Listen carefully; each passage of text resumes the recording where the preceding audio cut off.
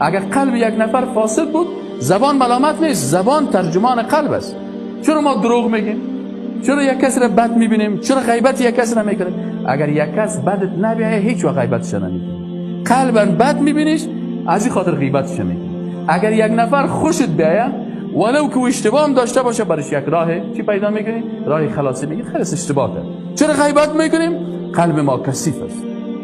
چرا حسادت میکنیم؟ در قلب ما بدی است. از این خاطر الله میگه که الله وقتی که بر اصحاب کرام گفت و کره الیکم الکفر، شما تو قلب‌های پیدا کردین که در بین از او حبب الیکم الایمان، ایمان محبوب است. حالا قلبی که در بین از او ایمان باشه باز او حسادت نیست، در او کینه نیست، در او تکبر نیست، در او غرور نیست. چرا ما غرور میکنیم؟ چرا قلب ما مملو از ایمان نشده. چرا حسادت میکنیم؟ چون قلب ما مملو از ایمان نیست. خلای ایمانی وجود داره که جای او خلای ایمانی را حسادت پر میکنه، جای او خلای ایمانی را تکبر پر میکنه، جای او خلای ایمانی را حقد و کینه. لا تحاسدوا ولا تباغضوا ولا تدابروا. چرا از یکی دیگر روی دور میتین؟ چرا که یک مسلمان صحیح دست نمیتین؟ چرا روی خود از پیش از میگردن؟ این چی است؟ این کلش رسول اکرم صلی الله علیه و آله این کارا را نکنید. بس در جای قلب ولکن الله حبب الیکم الایمان و زینه فی قلوبکم، ایمان در قلب شما زیبا شده و او زینت داده الله. و کره الیکم الکفر والفسوق والعصیان، اصحاب رسول الله صلی الله علیه و آله کفر بد میدیدن، چیزایی که فاسقانه بود از او خسته میشدن.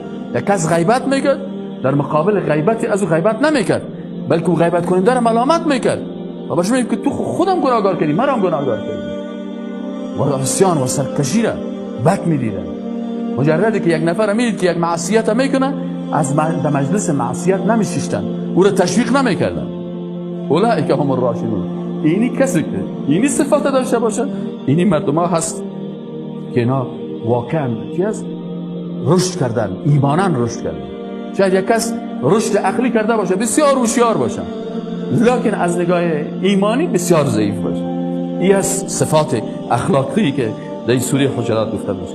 و این در حقیقت ای که انسان ایمان و دینداری را خوش داره وقت عصیان و فسق و کفر بدش میآید، این در حقیقت چی است؟ الله میگه این یک فضیلت است، فضلا من الله. این فضیلت هر کس نداره و نعمه و این نعمت الله است.